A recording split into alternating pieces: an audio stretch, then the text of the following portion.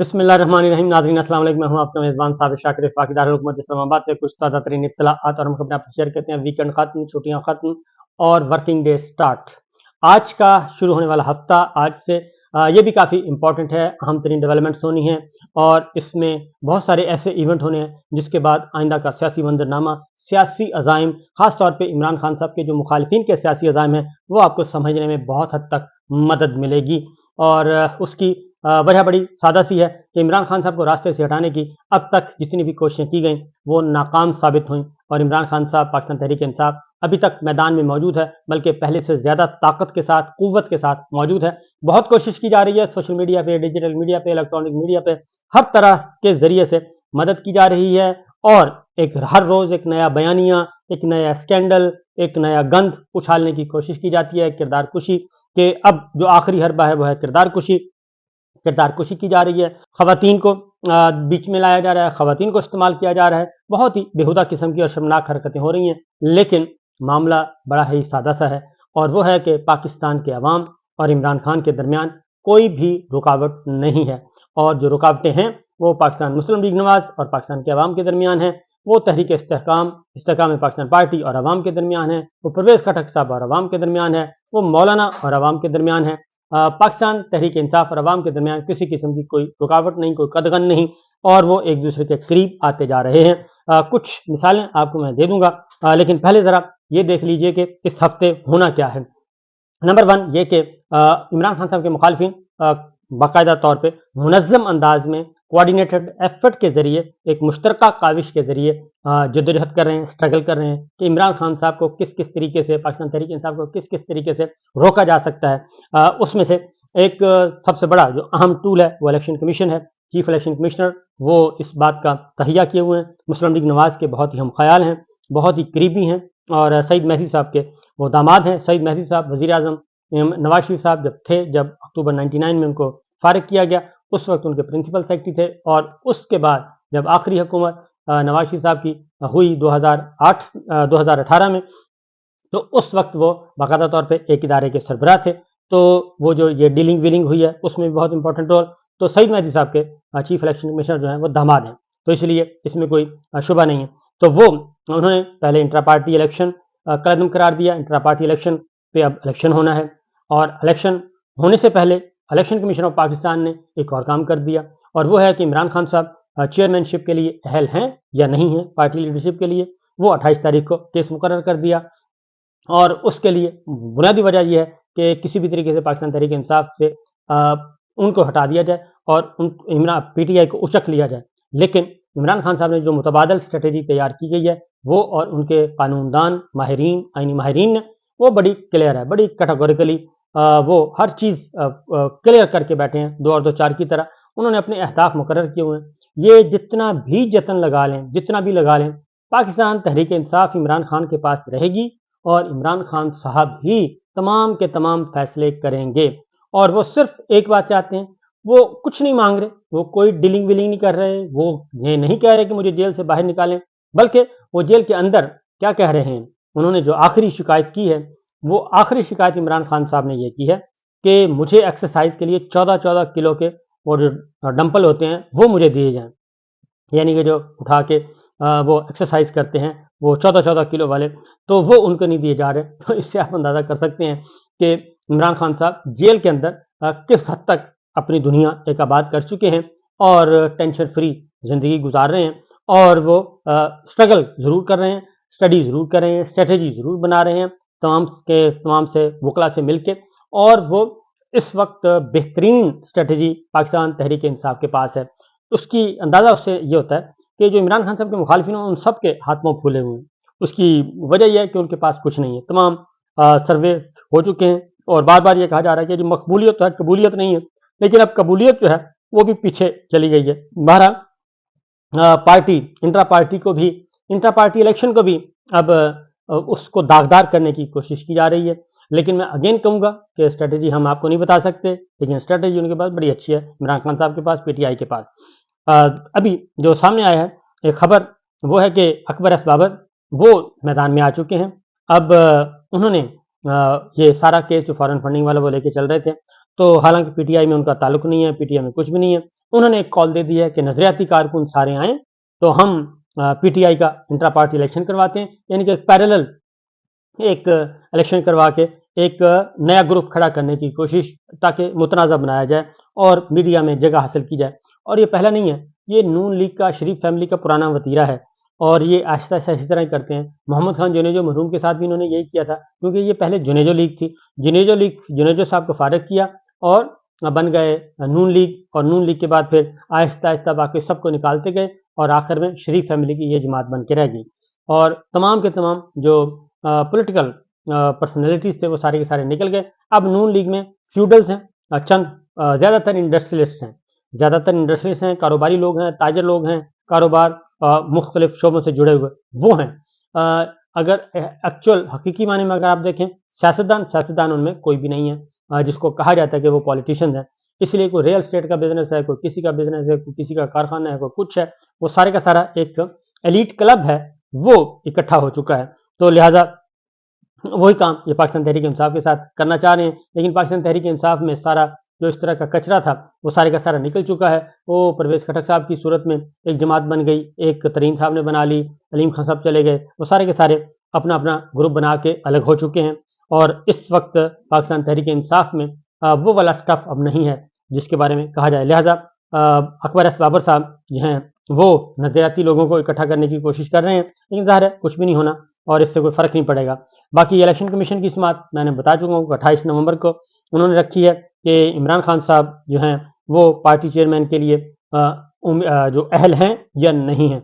लेकिन इमरान खान साहब जो हैं उन्होंने बाकायदा तौर पर दोनों तरह की स्ट्रेटजी बनाई हुई है। इंट्रा पार्टी इलेक्शन भी करवाना है और उससे पहले पहले ये ज़ाहिर है फैसला लेंगे, और उससे पहले पहले फैसला आ गया तो इमरान खान साहब पार्टी चेयरमैन का इलेक्शन लड़ेंगे और वो जीतेंगे, और वही उनके दस्तखतों से टिकट इशू होगा और बल्ले का निशान बरकरार रहेगा। ओपोनेंट पार्टी की जाती है तो मैं आपको बता चुका हूँ कि वो इलेक्शन कमीशन को इस्तेमाल करेगी, इलेक्शन कमीशन के जरिए फिर मुतनाज़ इलेक्शन करवा के इस तरह का कोई काम करने की कोशिश की जाएगी। ज़ाहिर है किसी ने इस बात को नहीं सुनना। उसकी दूसरी जानिब इमरान खान साहब की ज़मानत पर रिहाई के चांसेस बहुत ज़्यादा बढ़ते जा रहे हैं, इमरान खान साहब की ज़मानत पर रिहाई के, क्योंकि साइफर केस है और दूसरा है अलकादर ट्रस्ट। साइफर केस में अलकादर ट्रस्ट में ज़मानत बहाली की दरख्वास्त गई हुई है, साइफर केस में वो उनका सारे का सारा ट्रायल कलअदम करार दे दिया गया है और वो सुप्रीम कोर्ट में उनकी दरख्वास्त पेंडिंग पड़ी है।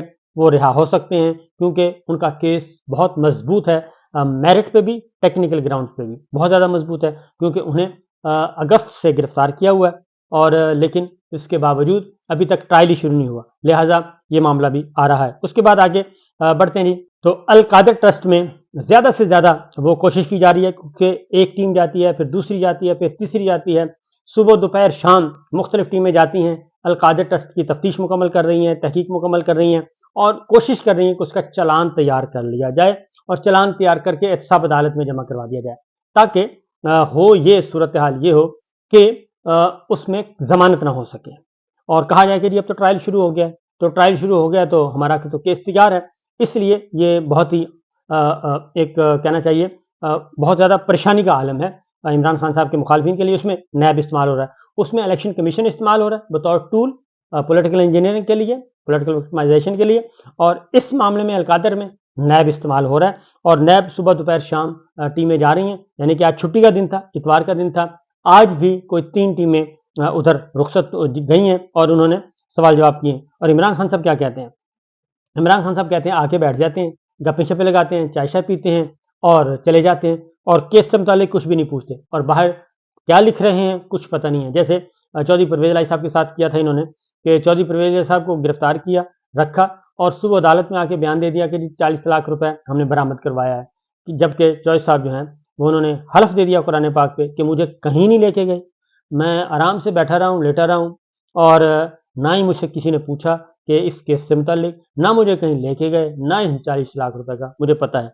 तो इसी तरीके से वो 50 लाख रुपए वाला फवाद चौधरी साहब से 50 लाख रुपए वाला केस किया हुआ है। इमरान खान साहब अमजद खान नियाज़ी साहब पे भी 50 लाख रुपए वाला केस किया हुआ है और उन पर तशद्दुद किया जा रहा है। दूसरी जानिब मियां महमूद रशीद हैं, डॉक्टर यास्मीन राशिद हैं, उनको लाया गया, उन्होंने भी बाकायदा विक्ट्री का निशान था, वो بولتے رہے ہیں, بتاتے رہے ہیں, سب کچھ کرتے رہے ہیں, تو وہ بھی ہمارے سامنے ہیں, تو وہ بھی حوصلے میں ہیں, ہمت میں ہیں, وہ بھی نہیں چھوڑ رہے اور ان کو بھی تکلیف دی جا رہی ہے. اب ڈاکٹر یاسمین راشد ہیں, ان کو اب ان سے کیا 73 سال کینسر کی پیشنٹ, اور ان کے ساتھ جو کچھ ہو رہا ہے اللہ معاف کرے کہ افسوس ہوتا ہے.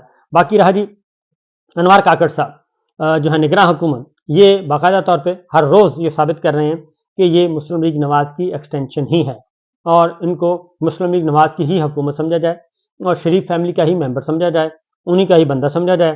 اس لیے وہ ایسے ایسے اقدامات کر رہے ہیں کہ آپ تصور بھی نہیں کر سکتے. سینیٹر اسحاق ڈار صاحب کو وزیر اعظم نے قائد ایوان نامینیٹ کیا ہے اور مقرر کر دیا, بلکہ سینیٹر اسحاق ڈار صاحب کو, جو کہ مسلم لیگ نواز شریف فیملی تعارف کے محتاج نہیں, ان کو قائد ایوان مقرر کر دیا یہ وزیر اعظم انوار کاکڑ صاحب نے, نگراں وزیر اعظم نے. اور سلیم مانوی والا صاحب کو سینٹ میں حکومتی چیف وہیپ مقرر کر دیا ہے, جبکہ نگراں حکومت ہے.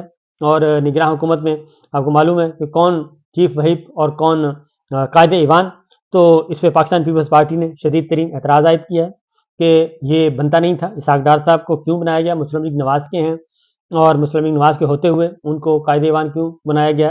کسی اور پارٹی کو, کسی غیر جانبدار آدمی کو مقرر کیا جانا تھا اور اس کے اکارڈنگلی ہونا تھا, لیکن ایسا نہیں ہوا.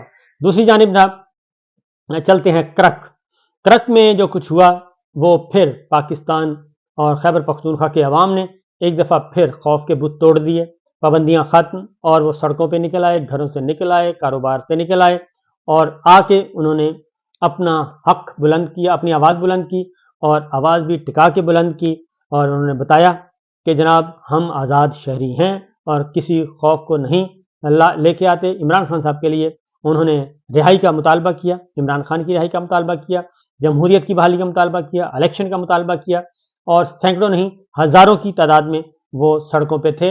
اور یہ کنونشن تھا, یہ جلسہ نہیں تھا, کوئی جلوس نہیں تھا, کوئی بہت بڑا نہیں تھا, کنونشن تھا. لیکن کنونشن جلسے اور جلوس میں تبدیل ہوا اور رکاوٹیں بھی کھڑی کرنے کی کوشش کی گئی.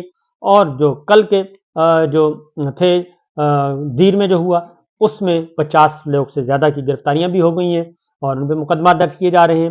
اور اس لیے الیکشن کمیشن آف پاکستان چٹ بھیج رہا ہے. اب چیف الیکشن کمیشنر کو بھی پتہ ہے, دنیا ساری کہہ رہی ہے کہ لیول پلینگ فیلڈ نہیں مل رہی, عالمی برادری کہہ رہی ہے اور عالمی ادارے کہہ رہے ہیں, اور ہمارے پاکستان کے اندر جو عمران خان صاحب کے بدترین مخالف ہیں وہ بھی کہہ رہے ہیں کہ لیول پلینگ فیلڈ نہیں ہے.